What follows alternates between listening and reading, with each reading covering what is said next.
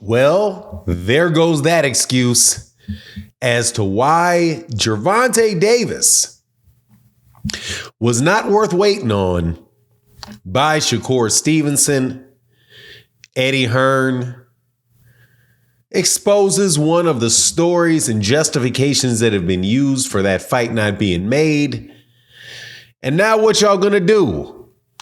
Let's talk about that in this video.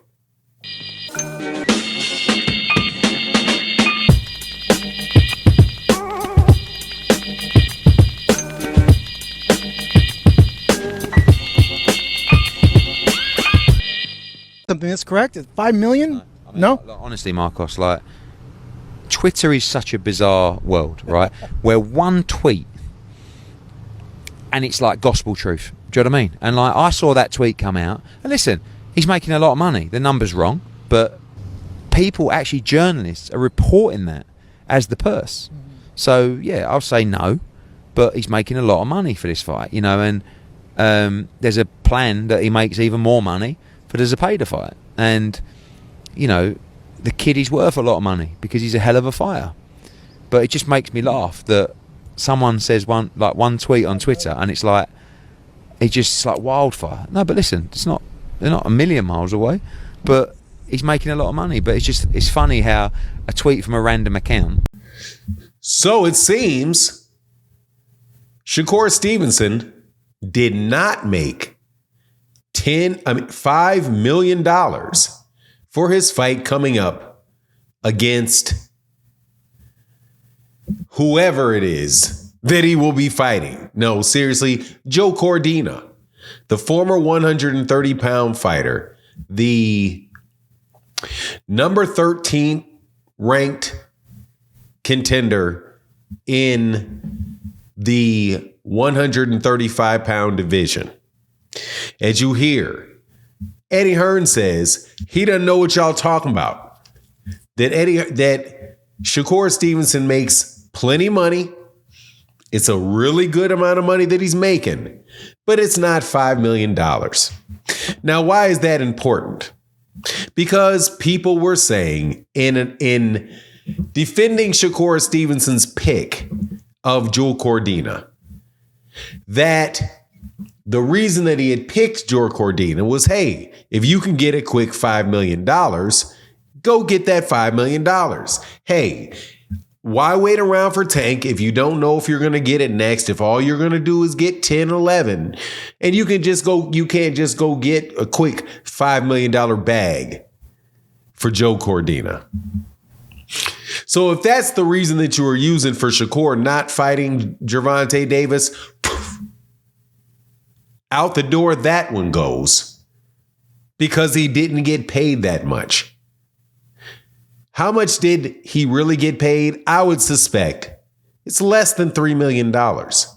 And why do I say that? Because Bob Arum had originally offered Shakur Stevenson $3 million a fight to re-sign with him. So at the time, Bob Arum talked to Eddie Hearn, and Eddie Hearn said he was not going to pay him more than $3 million. Now, could Eddie Hearn have been pulling the wool over the eyes of Bob Arum? He might have attempted to, but probably not much more than for $3. But anyway, how much did he get paid really? What we can bank on is that Shakur Stevenson got a lot of money to fight Joe Cordina. That's what we know for sure. Now, I personally don't think that it is the reason that he picked Joe Cordina and not Gervonta Davis. Again, and I've said multiple times that Gervonta and Shakur were not going to fight next. Shakur Stevenson is did not have a promoter at the time, so he didn't even know where he was going to wind up being. His first choice, other than Gervonta Davis, which I don't think he nor Gervonta's team really thought was realistic to take place next. But as far as the fights that if you put Gervonta Davis aside, the people that he wanted to fight other than that, You look at those people, and the number one guy in that list was William Zepeda.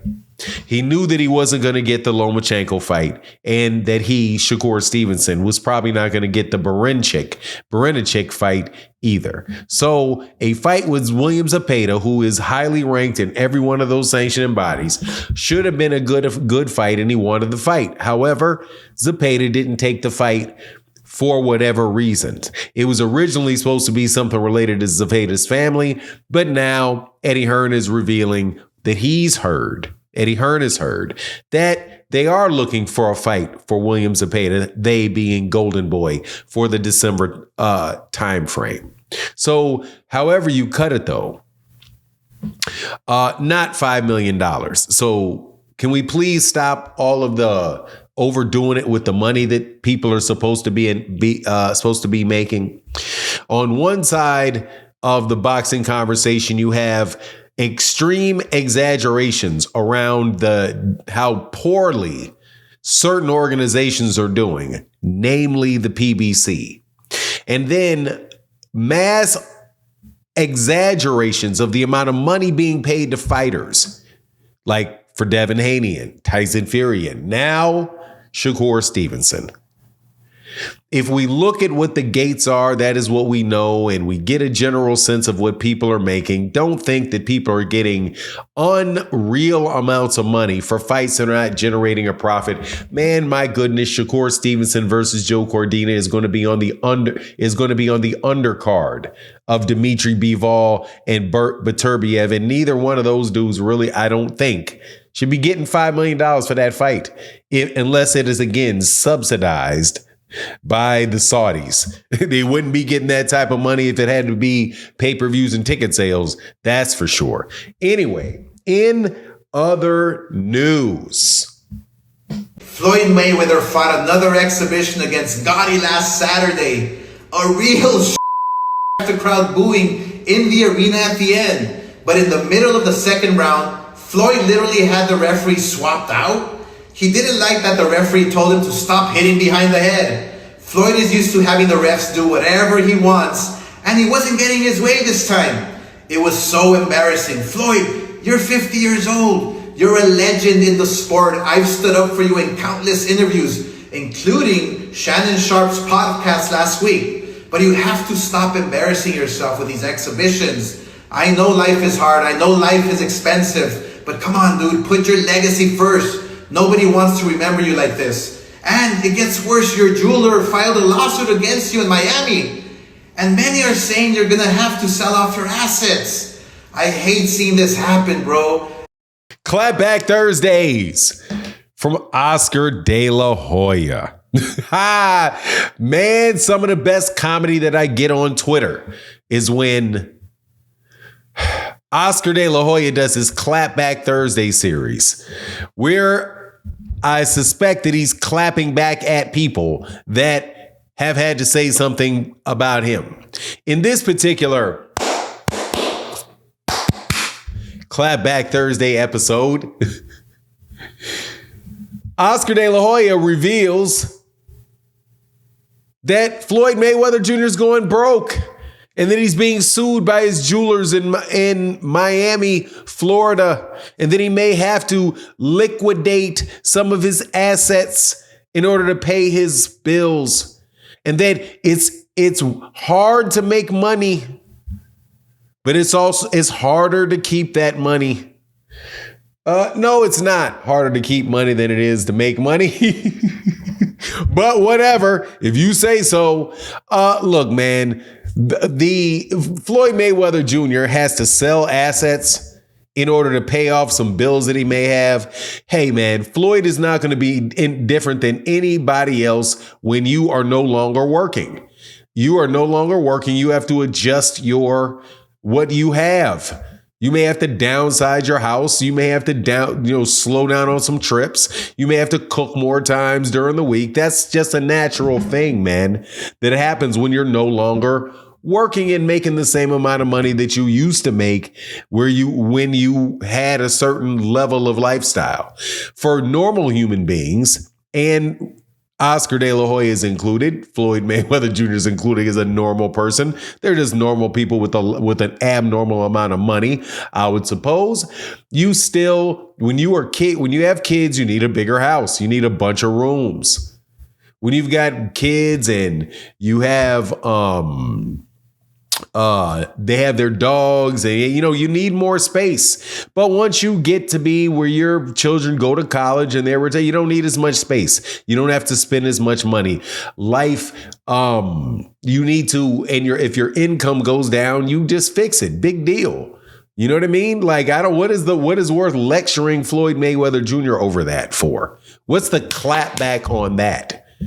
Like he may have said some things about you having some real funny personal style and being in your business, not necessarily always making the best decisions. Hey, dude, hey, man, I guess everything's fair game, but